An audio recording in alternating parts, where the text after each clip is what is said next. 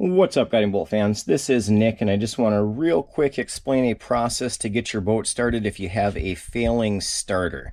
So you can see here in front of me that I have an old starter. This is off of a 1989 Bayliner Capri. It had a 85 horse force engine in it. Now I was going to do a video on replacing it, but it's super easy. It's literally like 5 screws. You got the 2 post screws here. Take off the battery terminal, and there's usually some sort of brace on the bottom. You can see here there's a little screw where the brace goes in at. So I didn't do a video on that, but I just wanted to talk real quick about how I was starting my boat before I got my replacement starter. Now I let this go a lot longer than I should have. It's like literally I think 70 bucks is what I paid for a brand new starter. Then you don't have to deal with this.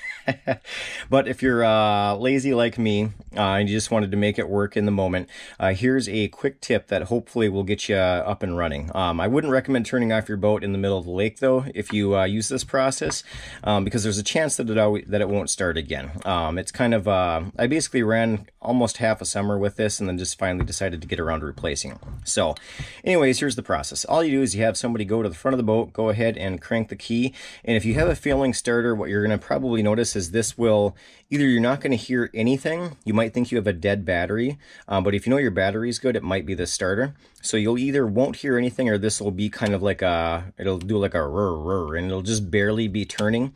What you want to do is have somebody turn the ignition. You're gonna have to take the cover off the motor, obviously, to do this because you need to get access to the starter. But you can see here there is, see if I can get with the light there, there's a whole bunch of marks on this.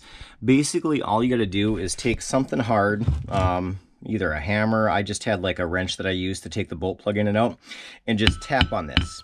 All you gotta do is tap on the side while somebody is trying to start it, and if you're lucky, that will get this to go ahead. Whatever internal components are failing or gummed up, sometimes it can, just tapping on the side of this while trying to start it will get it so it'll actually spin and fire the boat. And that's literally all there is to it. Now obviously I recommend just replacing this because it is an easy process and it's a fairly cheap part.